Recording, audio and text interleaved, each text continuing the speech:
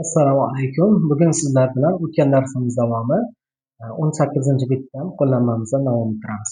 Demak, o'tgan darsimizda biz qo'llanmamizda jar harflar haqida o'tgandik. O'sha jar harflarini ishlatilishi va kishilarni davlatlardan ekanligi haqidagi ma'lumotlarni o'rgangandik. Demak, qo'llanmamizda iqro va kitub ma'a dobti awakhiril kalimat so'zlarni oxirlarini aniqlashlik bilan birga o'qing va yozing.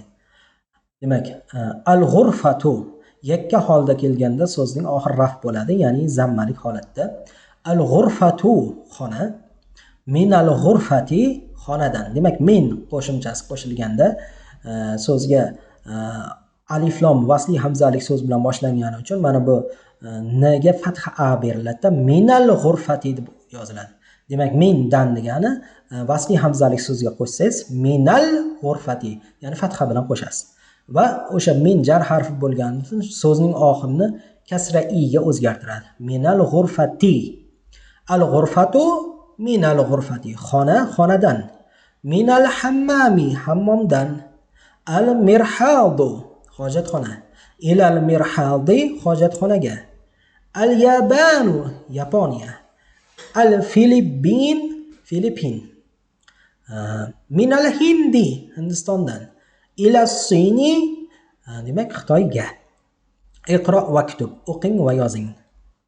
Min ayna Fatimatu Fatima qayerdan?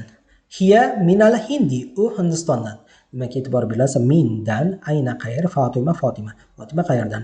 Hiya ya'ni Fatima muannas bo'lgani uchun unga nisbatan u degan so'z muannas shaklda ishlatiladi.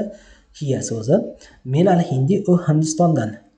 Zahaba tajiru ila dukkani tijoratchi do'konga ketdi. Kharajal mudarrisu minal fasli va zahaba ilal mudiri. O'qituvchi sinfdan chiqdi va mudirning oldiga ketdi. Kharaja Hamidun minal ghurfati va zahaba ilal hammami. Demak, Hamid xonadan chiqdi va hammomga ketdi. Man kharaja minal fasli sinfdan kim chiqdi?